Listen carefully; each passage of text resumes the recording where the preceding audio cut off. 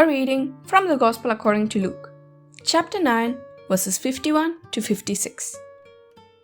When the days for Jesus to be taken up were fulfilled, he resolutely determined to journey to Jerusalem, and he sent messengers ahead of him. On the way, they entered a Samaritan village to prepare for his reception there. But they would not welcome him because the destination of his journey was Jerusalem. When the disciples James and John saw this, they asked, "Lord, do you want us to call down fire from heaven to consume them?" Jesus turned and rebuked them, and they journeyed to another village.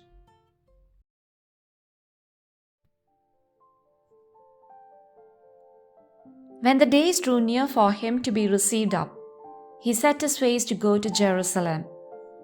Thus, he begins his great journey toward the holy city, which required a special decision because it was his last one. Filled with a still too worldly enthusiasm, the disciples dreamed that the Master is going to meet with triumph. Instead, Jesus knows that rejection and death await him in Jerusalem. He knows he will have to suffer a great deal. This is what demands a resolute decision. And so, Jesus goes forward taking decisive steps toward Jerusalem.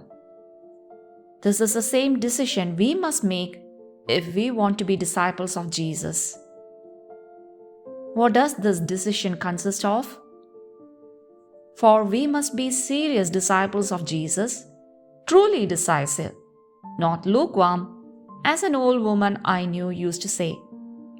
No, decisive Christians. Now let us ask ourselves, at what point are we? What point are we at? In the face of opposition, misunderstanding, do we turn to the Lord? Do we ask Him for His steadfastness in doing good? Or do we rather seek confirmation through applause, ending up being bitter and resentful when we do not hear it?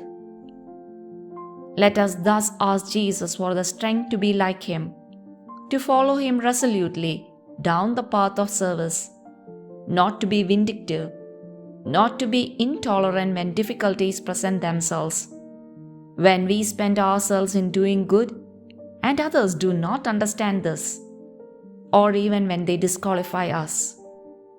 No, silence and onward.